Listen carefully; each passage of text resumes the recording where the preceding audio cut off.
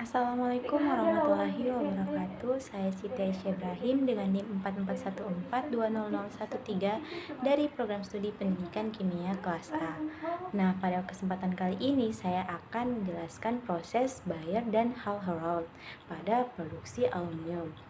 Nah, perlu kita ketahui, aluminium ialah unsur kimia dengan lambang Al dengan nomor atom 13. Aluminium ialah logam yang paling berlimpah. Aluminium bukan merupakan jenis logam berat, tetapi merupakan elemen yang berjumlah sekitar 8% dari permukaan bumi dan paling berlimpah ketiga. Aluminium merupakan konduktor listrik yang baik, ringan dan kuat, dan dapat ditempa menjadi lembaran, ditarik menjadi kawat, dan diekstruksi menjadi batangan dengan bermacam-macam penampang tahan korosi. Aluminium digunakan dalam banyak hal. Kebanyakan darinya digunakan dalam kabel bertegangan tinggi, juga secara luas digunakan dalam bingkai, jendela, dan badan pesawat terbang. Nah, orang pertama yang berhasil memisahkan aluminium dari senyawanya adalah Ørsted pada tahun 1825 dengan cara mereduksi aluminium klorida, tetapi belum dalam keadaan murni. Kemudian ditemukan lagi oleh Wöhler dalam bentuk serbuk berwarna abu-abu pada tahun 1827. Nah, dalam keadaan aluminium murni. Kemudian dengan memodifikasi proses Ørsted tersebut, kini proses yang digunakan untuk memperoleh aluminium secara besar-besaran digunakan adalah proses Hall-Héroult. Nah, cara ini ditemukan oleh dua orang yang sama dan pada saat itu berumur 23 tahun namun di tempat berbeda, yakni Charles Martin Hall di Amerika dan Héroult di Paris pada tahun 1886. Proses ini menjadikan kedua orang ini kaya dalam waktu yang singkat. Dan setelah ditemukan cara ini, harga aluminium yang awalnya sangat mahal turun secara drastis. Nah, pemurnian aluminium ini dilakukan dalam dua tahap, yakni proses Bayer dan proses Hall-Héroult. Nah, proses Bayer ini merupakan proses pemurnian biji bauksit untuk memperoleh aluminium oksida, dan pada proses Hall-Héroult ini merupakan proses peluburan aluminium oksida untuk menghasilkan aluminium murni. Nah, pada proses produksi aluminium dimulai dari pengambilan bahan tambang yang mengandung aluminium, yakni bauksit, korundum, gipsit, diaspor, dan sebagainya. Nah, selanjutnya bahan tambang itu dibawa menuju proses Bayer. Nah, pada proses Bayer ini menghasilkan aluminium dengan membasuh bahan tambang yang mengandung aluminium dengan larutan natrium hidroksida. Aluminium hidroksida ini dipanaskan pada suhu sekitar 1000 derajat Celcius sehingga terbentuk alumina dan H2O yang menjadi uap air. Nah, setelah alumina dihasilkan, maka aluminium dibawa ke proses Hall-Héroult. Nah, pada proses Hall-Héroult ini dimulai dengan melarutkan alumina dengan lelehan kriolit, yaitu larutan, lalu dielektrolisis dan akan mengakibatkan aluminium cair dan menempel pada anoda. Sementara oksigen dari aluminium akan teroksidasi bersama anoda yang terbuat dari karbon. Nah, kemudian membentuk karbon dioksida. Nah, aluminium cair ini memiliki massa jenis yang lebih ringan daripada larutan alumina sehingga pemisahan dapat dilakukan dengan mudah.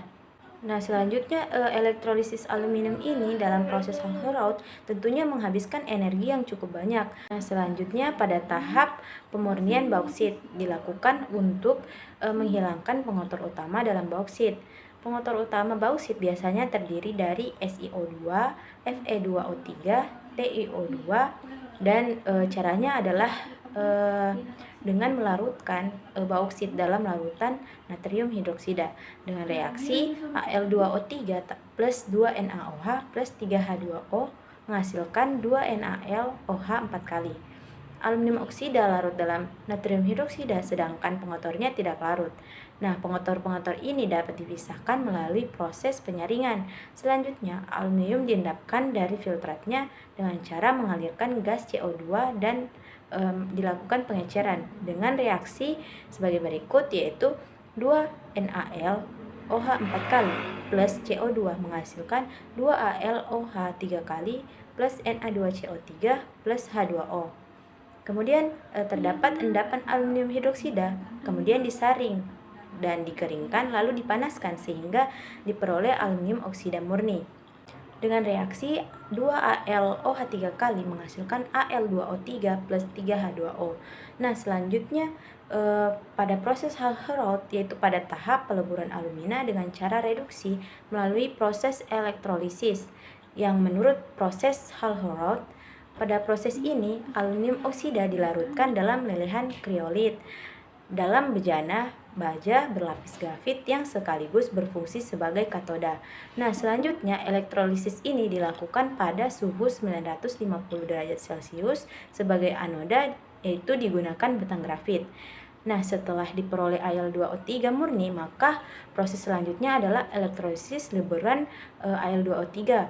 Nah, pada elektrolisis ini Al2O3 ini dicampur dengan CaF2 dan 2-8% kriolit yang berfungsi untuk menurunkan titik lebur Al2O3, di mana titik lebur Al2O3 murni ini mencapai 2000 derajat Celcius.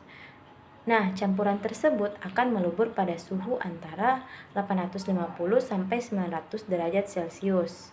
Nah, anoda dan katodanya ini terbuat dari grafit. Nah, selanjutnya yaitu peleburan alumina menjadi aluminium logam terjadi dalam tong baja yang disebut pot reduksi atau sel elektrolisis. Bagian bawah pot ini dilapisi dengan karbon yang bertindak sebagai suatu elektroda, yaitu konduktor arus listrik dari sistem. Secara umum pada proses ini leburan alumina dielektrolisis, di mana lelehan tersebut dicampur dengan lelehan elektrolit kriolit dan CaF2 di dalam pot, di mana pot tersebut terikat dengan serangkaian batang karbon di bagian atas pot sebagai katoda. Nah, karbon anoda ini berada di bagian bawah pot sebagai lapisan pot dengan aliran arus kuat itu 5-10 volt. Antara anoda dan katodanya proses elektrolisis terjadi, tetapi arus listrik dapat diperbesar sesuai keperluan seperti dalam keperluan industri. Nah, alumina mengalami pemutusan ikatan akibat elektrolisis. Lelehan alumina akan dibawa ke bawah pot yang secara berkala akan ditampung menuju cetakan berbentuk silinder atau lempengan. Nah, masing-masing pot dapat menghasilkan 66.000 sampai 110.000 ton aluminium per tahun. Secara umum 4 ton bauksit akan menghasilkan 2 ton alumina yang nantinya akan menghasilkan 1 ton aluminium. Mungkin hanya itu yang dapat saya jelaskan mengenai proses Bayer dan proses Hall-Héroult. Terima kasih. Assalamualaikum warahmatullahi wabarakatuh.